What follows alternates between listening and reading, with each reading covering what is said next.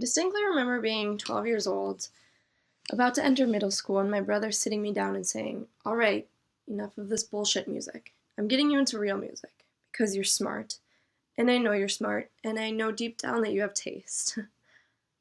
I was a bit confused and taken aback because I had no idea what he meant by real music. I thought that the Jonas Brothers and Britney Spears was real music.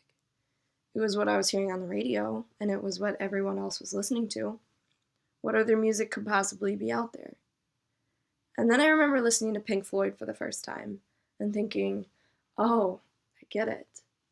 Comfortably Numb, that was my first exposure to Pink Floyd. And I can only imagine how I was feeling when I heard it. It was no Jonas Brothers, let me tell you that.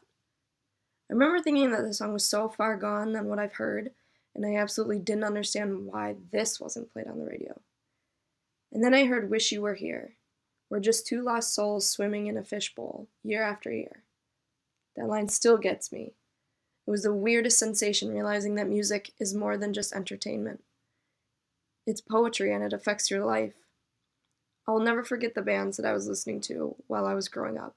And I was told once that the music that you listen to in high school is the music that sticks with you forever, because those are the critical points of brain development and growing up. After I heard Pink Floyd, I absolutely wanted more. My brother made me listen to Radiohead, The Clash, and Modest Mouse. My dad joined in on my musical journey, turning me on to Tom Petty, The Who, and The Cure. I was absolutely overwhelmed. It was like I had unlocked a door in my life that had led me to a completely different world. I was encaptured by the poetry and the music, and all I wanted was to listen to every genre possible. Yesterday, I got so old, I felt like I could die. Lyrics like that, to me, were so spectacular because they were so simple.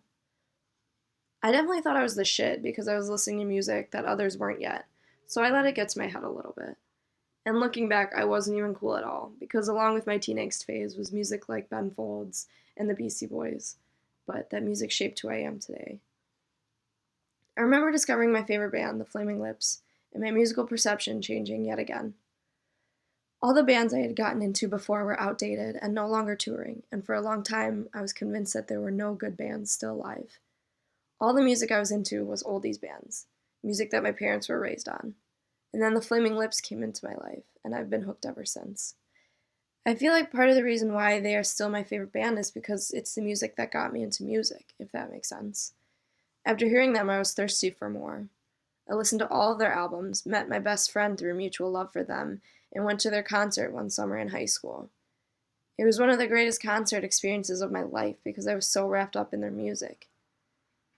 When I was a junior in high school, I experienced my first major breakup, and I took it pretty hard. I wasn't myself, and what bothered me was that I wasn't happy, and there's nothing that can heal that but time.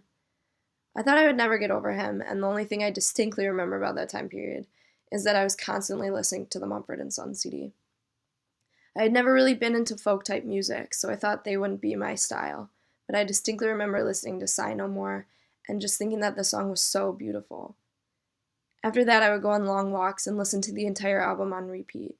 Every song captured me, and I thought that was amazing because it usually takes a lot for me to fall in love with a whole album.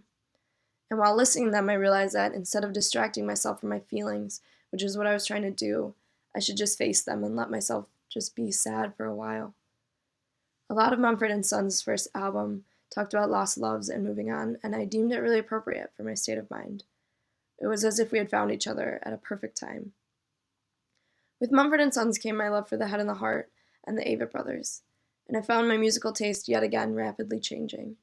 I discovered the song Rivers and Roads when I was 18 years old and about to graduate. Again, this was a perfect time because the first line was literally, "A year from now we'll all be gone. All our friends will move away." The song talks about the inevitable, about having to move on from your high school life and leave those friends behind, but still maintain a strong friendship. My two friends sang this song around a campfire last summer once, and I just started bawling. I have this intense yet ridiculous fear of growing old, and I think that everyone somewhat fears the unknown, so at that moment in time we were all kind of thinking the same thing. Moving on is always difficult, but it's a way of life.